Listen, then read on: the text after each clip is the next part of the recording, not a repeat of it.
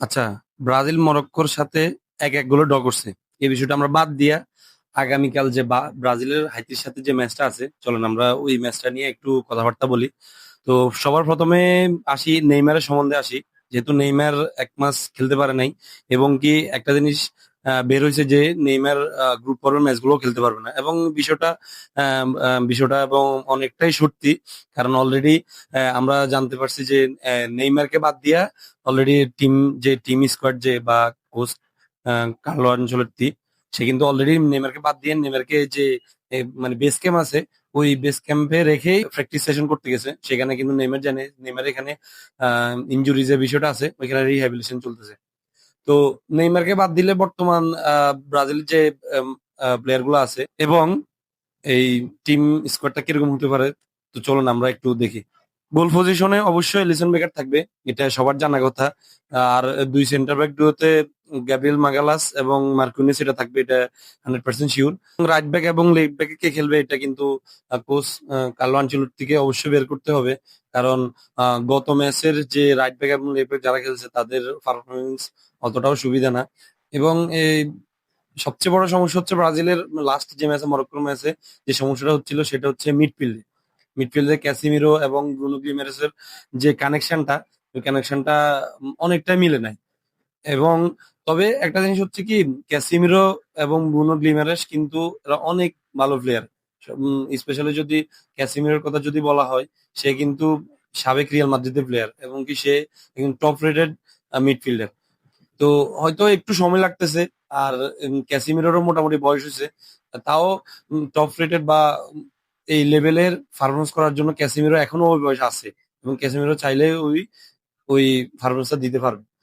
আর এখানে সবচেয়ে বড় প্রশ্ন হচ্ছে কি পাকুয়েতাকে কি খেলানো হবে না, এখানে পাকুয়েতাকে না, মানে এখানে এন্ডারসন আছে, এন্ডারসনের যে মিডফিল্ডার আছে ও আছে। আবার এখানে এমন হইতে পারে ম্যাথিয়াস কুনিয়ারও বিষয় একটা আছে। সবচেয়ে বড় কথা হচ্ছে গত ম্যাচে কিন্তু এনরিককে খেলানো হয় না, ম্যাথিয়াস কুনিয়াকে নামানো হয়েছে শেষের দিকে। ইগোর থিয়াগো খেলানো হয়েছে, কিন্তু ইগোর থিয়াগোর কাছ থেকে ওই পারফরমেন্সটা আমরা দেখি নাই। ব্রাজিলের যে ফ্যানরা আছে, ব্রাজিলের ফ্যানরা ওইটা আশা ছিল, কিন্তু ইগোর থিয়াগোর কাছে যে একটা বড় চান্স আসছে, হেডের যে গোলটা ছিল, মাথা লাগাইলে গোল হইতো ওই, মানে ওইটার কারণে অনেক ব্রাজিল ফ্যানরা কিন্তু ডিসঅ্যাপয়েন্টেড ওর উপরে। তো অনেকেই মনে করতেছে যে ইগোর থিয়াগো চান্স পাইবো কিনা, বা কি মনে হয় এরকম আর কি। তা আমার যেটা পার্সোনাল মনে হয়, 1 ম্যাচ দিয়া ইগোর থিয়াগোকে বিচার করা ঠিক হবে না। যেহেতু এই ব্রাজিলের বর্তমান যে টিমটা, এটা কিন্তু আহ, মানে সেট আপ কিন্তু খুবই কম, কারণ এরা খুব কম সময় পাইছে। ওদের কোচ কার্লো আনচেলত্তি, সেও খুব কম সময় পাইছে। এবং যে টিমের যে একটা বন্ডিং, ওই বন্ডিংটার জন্য খুব কম সময় পাইছে। আপনি যদি আর্জেন্টিনান টিমটা দেখেন, সেই 2022 বিশ্বকাপ থেকে প্রায় সবগুলা, মানে ম্যাক্সিমাম প্লেয়ার কিন্তু ওই তখন থেকে খেলে আসতেছে। আপনার স্পেনের দিকে তাকান, অনেকদিন ধরে খেলতেছে, এই টিম নিয়ে তারা ইউরো জিতলো।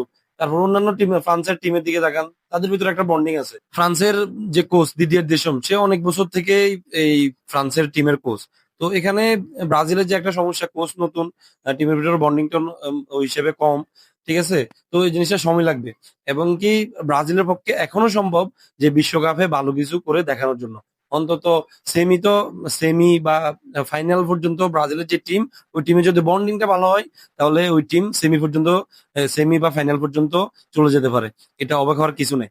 আর সবচেয়ে বড় কথা হচ্ছে এই দলে কিন্তু সবচেয়ে বড় যে প্লেয়ার হচ্ছে নেইমার। এখন সমস্যা হচ্ছে নেইমারের ইনজুরির কারণে মূল সমস্যাটা।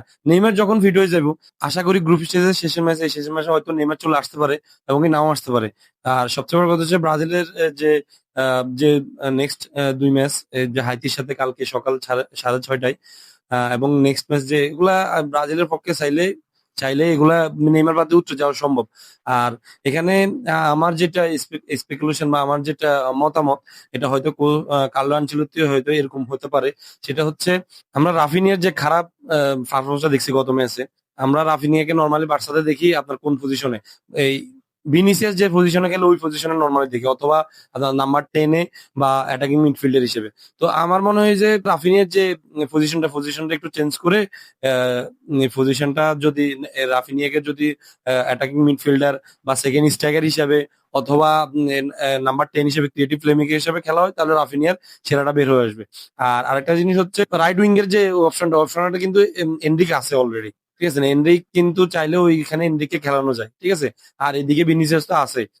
এই ব্রাজিল দলের এই ব্রাজিল দলে কিন্তু ইন্ডিভিজুয়াল পারফর্মার এর অভাব নাই। ম্যাথিউস কুনিয়া বলেন, ভিনিসিয়াস জুনিয়র বলেন, রাফিনিয়া বলেন, ইগোর থিয়াগো বলেন, এনরিক বলেন, অথবা আপনার ইনজুরি মুক্ত নেইমার বলেন, যার দিকে তাকাবেন দেখবেন এখানে কিন্তু গোল স্কোরার সবাই আছে। কিন্তু সমস্যা হচ্ছে দলের ভিতরে একটা বন্ডিং এখনো তৈরি হইতেছে না, বা একটা কম্বিনেশন তৈরি হইতেছে না। কম্বিনেশন যখনই তারা দেবো তখনই দেখবেন ব্রাজিল কিন্তু অনেক অনেক মানে অনেক একটা হার্ড টিম, এবং কি অনেক বড় একটা টিম। তো ব্রাজিলের জন্য শুভকামনা রইলো। অ্যাটাকিং এর দিকে আমার মনে হয়েছে রাইট উইং এ এনরিককে রাখি, লেফট উইং এ ভিনিসিয়াসকে রাখি, আর আপনার এদিকে রাফিনিয়াকে নাম্বার 10 বা ক্রিয়েটিভ প্লে মেকারের রোলে দিয়া, আর ওইদিকে আপনার ইগোর থিয়াগো অথবা ম্যাথিউস কুনিয়া যে কোনো একজনকে নামালে আমার মনে হয় যে বেটার। তবে আমার একটা পার্সোনাল হচ্ছে, ম্যাথিউস কুনিয়া যেহেতু ভিনিসিয়াস জায়গায় খেলতে পারে, সেক্ষেত্রে ইগোর থিয়াগো কিন্তু প্রপার নাম্বার 9। ঠিক আছে, সেক্ষেত্রে ইগোর থিয়াগোকে আরো দুই একটা ম্যাচ অন্তত সময় দিয়ে দেখা উচিত। ঠিক আছে, এক ম্যাচ দেখে কিন্তু হয়তো ক্লিক করা নাই, নেক্সট এই ম্যাচে দেখা যাচ্ছে হইতে পারে এমনও হয়তো সে হেট্রিক করে ফেলতেছে, কারণ সে কিন্তু ওই ক্যালিবারের প্লেয়ার। এবং কি সে কিন্তু লাস্ট আপনার কিন্তু ক্লাবে কিন্তু খুবই ভালো খেলছে, খুবই খুবই ভালো পারফরমেন্স করছে।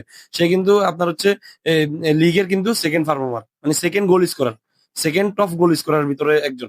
এবং কি এদিকে রাফিনিয়ারও যে পজিশনটা মানে ঠিক মতো হইতেছে না, বা উল্টো একটা পজিশনে খেললে সেক্ষেত্রে কিন্তু রাফিনিয়ার থেকে পারফরমেন্স আমরা মানে পাওয়ার আশা, অন্তত আমরা যারা বার্সা সাপোর্ট করি, আমি মনে করি না ওইখান থেকে রাফিনিয়ার বেস্ট পারফরমেন্স আসবে। তো আমি মনে করি কোচের ভালো একটা সিদ্ধান্ত, বা কোচের ফরমেশনটা একটু বেটার হবে। আর কোচ তো অবশ্যই, যে কোচ কার্লো আনচেলত্তি, সে কিন্তু ম্যাচ বুঝে ম্যাচ বাই ম্যাচ কিন্তু খেলা বা ম্যাচ বাই ম্যাচ ফরমেশনটা করে, ম্যাচ বাই ম্যাচ অনুযায়ী খেলার প্রসিডিউর নেয় আর কি। তো ওই হিসেবে বলতে পারি ব্রাজিলের নেক্সট ম্যাচ গুলো ব্রাজিলের জন্য এগুলা তেমন হার্ড ম্যাচ না। এই জন্য শুভকামনা রইলো ব্রাজিলের জন্য। আশা করি কালকে সকালে ব্রাজিল খুব ভালো একটা ম্যাচ উপহার দেবে আমাদেরকে। আমরা যারা রাইভাল আছি আমরা যাতে মুগ্ধ হই। তো ঠিক আছে, সবাইকে ধন্যবাদ ভিডিওটি পুরোটা দেখার জন্য, এবং ব্রাজিলের জন্য শুভকামনা জানিয়ে এ পর্যন্তই। আল্লাহ হাফেজ, আবার দেখা হবে। সালাম আলাইকুম।